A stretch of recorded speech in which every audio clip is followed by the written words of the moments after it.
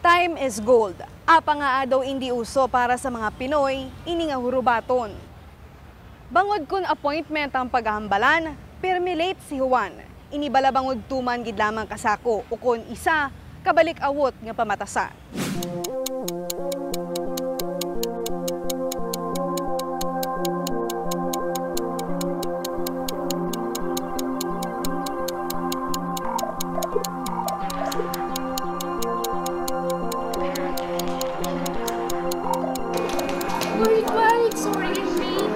Naanda na kuno naton nga mga Pinoy ang malate bangod man sa konsepto naton sang oras nga Filipino time. Hindi man maayo pamatian sa aton mga dulunggan, apang nangin parte na kuno naton nga mga Pinoy ang iningasahi isang oras. Kung malate gani si Juan ang iya permi nga rason, Traffic ka. Kay naburawan ko. ang oras kuno ni Juan, wala man sang kasiguraduhan. Ano to oras? Mas makakita na? Mga 9 siguro. Mga Mga alas 9, pwede alas 9:15, alas 9:30, o kun alas 9:45, basta hindi ilang maglapaw sa alas 10. May ara man sang senaryo kung sa diin, Ay! Thank you Lord. Aga pa ko ba? Late ka na mo? hindi palareho ang oras ni Juan. Ano pa kun kay isa, abi mo aga ka pa, gali sarilos ang iban, late ka na. Pero subong aga mga ka-issue, aton baguhon ang ini nga konsepto. Kung sang una maghambal kita gani nga Filipino time, ang nagasuludayon sa aton pinsar, late naman. Gani isang damlag lang, ginlunsar sa Department of Science and Technology, ang proyekto nga kung tawagon, one time, on time. To promote the use of one time, no? Isa lang ka-time for all of the parts in the country. We are an archipelagic country. We are composed of 7,100 islands, and oftentimes, iba-iba ang mga time differences sa ginagamit natin.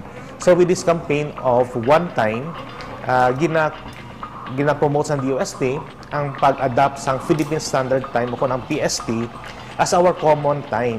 Philippine Standard Time. Sa masami mabatian lang ini naton sa mga radyo.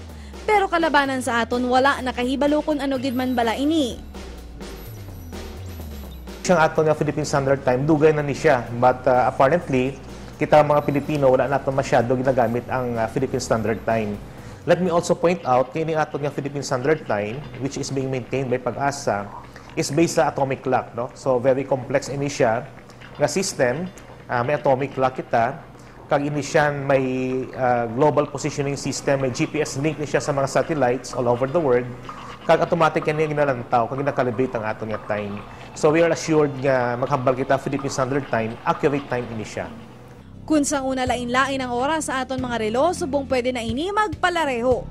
Paagi sa pag-log-in sa website ng Pag-asa nga www.pagasa.dost.gov.ph, mangin uniform na ang oras sa mga Pilipino.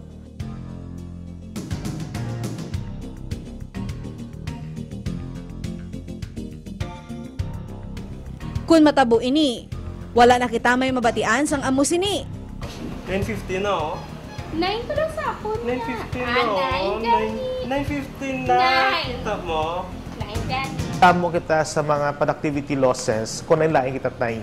No? So, bisa sa simple lang activity nga maset kita meeting, mambal kita, makita na kita 8 o'clock, ay mo gali iya rilo 8:10, kung niya nga rilo is 7:50. So, we already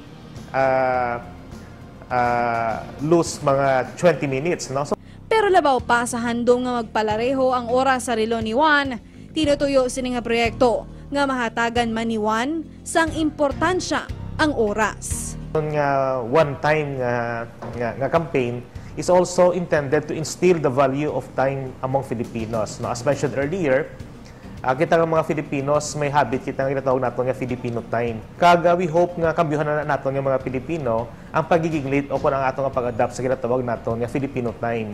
We must value time because we can never progress as a country, we can never attain socio-economic development if we don't value time resource. No?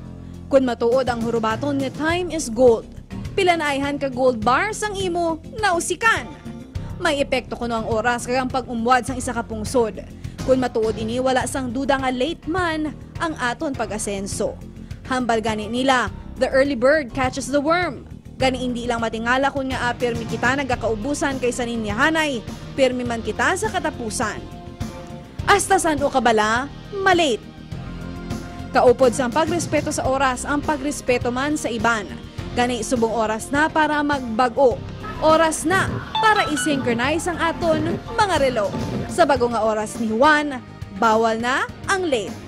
One time is on time. Precise, consistent, and efficient.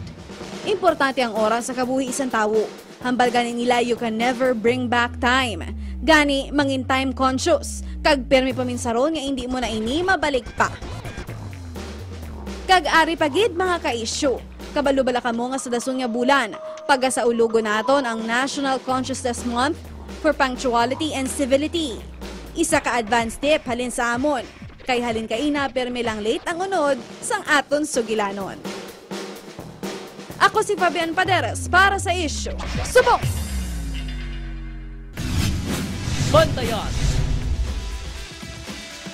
Sa pagbalik sang Issue Subong!